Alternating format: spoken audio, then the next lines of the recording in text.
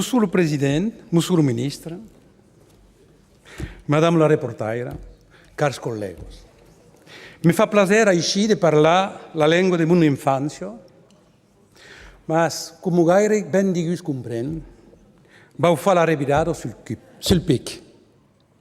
Je vais arrêter là, Monsieur le Président, mais je vais donc vous traduire ce que je viens de dire, parce que si ce texte de loi était appliqué, c'est ce qui pourrait bien nous advenir ici.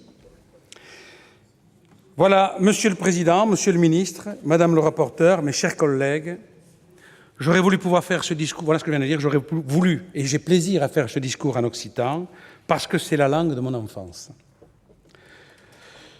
Et donc, je vous le traduis, Rebirado sul pic, ça veut dire je vous le traduis immédiatement. Depuis plus de 20 ans, je soutiens dans ma ville, mon département, l'apprentissage de cette langue qui a nourri ma prime jeunesse. Je tiens évidemment à réaffirmer ici la nécessité absolue, comme ça a été dit, y compris par Madame le rapporteur, et par Monsieur le ministre également, mais par ceux qui m'ont précédé bien entendu aussi. Je tiens évidemment à réaffirmer ici la nécessité absolue de l'enseignement des langues régionales qui font partie de notre patrimoine culturel. Cependant, il faut être extrêmement vigilant sur la motivation de chacun et sur les risques qui peuvent peser sur la volonté excessive qui voudrait rendre l'enseignement d'une langue régionale obligatoire. Nous avons conscience que notre jeunesse ne doit pas nier ses origines culturelles et doit même s'en fortifier, mais cela ne doit pas se faire et ne peut pas se faire au détriment de son insertion dans le monde d'aujourd'hui et dans le monde de demain.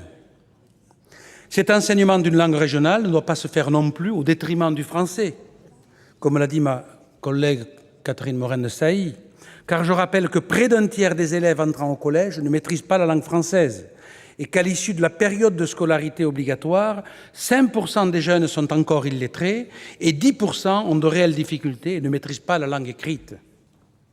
Alors, mesdames et messieurs, mes chers collègues, le républicain que je suis met d'abord sa priorité sur ce combat-là.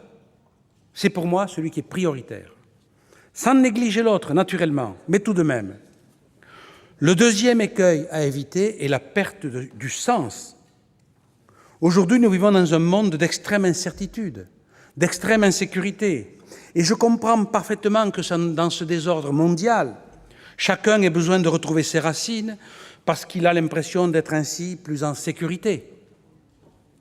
Mais attention à ce que ce repli sur soi ne se transforme pas en une sorte de communautarisme. Ça pourrait être en quelque sorte un repli sécuritaire, avec la fausse idée que le retour à la terre, le retour à ses origines, par une espèce de patriotisme de terroir, nous préserverait d'un avenir qu'on ne maîtrise pas et qu'il ne maîtrise pas.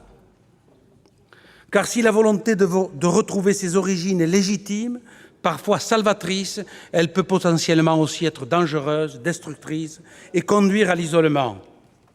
Je vais prendre l'exemple de ma ville, Toulouse. 10 000 habitants de plus qui arrivent chaque année, depuis 15 ans.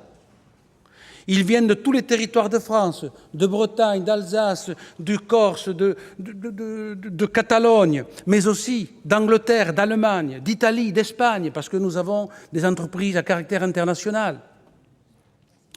Alors, et qu'est-ce qui nous permet de communiquer avec ces gens-là, avec nos concitoyens européens et français? C'est le français.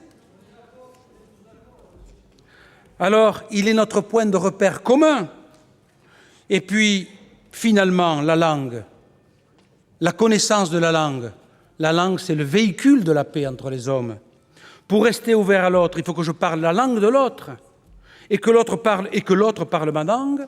Et si l'autre peut parler ma langue, c'est qu'il l'a apprise. Je voudrais rappeler aussi que le changement est la loi de la vie, et qu'aucune loi ne peut s'opposer ni arrêter ce perpétuel mouvement qu'est la vie. Il est parfaitement humain, je le dis encore, de vouloir conserver ses racines, mais ça ne peut pas se faire au détriment de son insertion dans l'évolution du monde.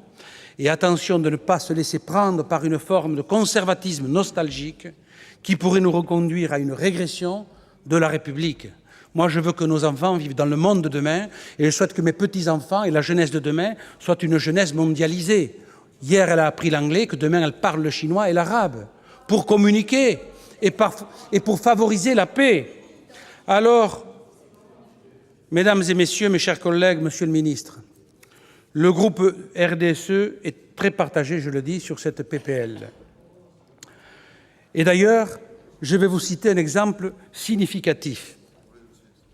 Le paradoxe, par exemple, mais qui est à l'image, au fond, de ce qui se passe dans ce pays, c'est que notre ami Jean-Michel Baillet, qui ne parle pas un mot d'occitan, va voter pour ce texte. Et moi, qui parle l'occitan, je suis extrêmement réservé sur ce texte. Mais c'est au fond ce qui se passe aujourd'hui dans la vie moderne. Alors, pour conclure, je dirais à mon ami Jean-Michel, Curo parleras la lingua nostra. Je traduis, alors Jean-Michel, quand parleras-tu notre langue?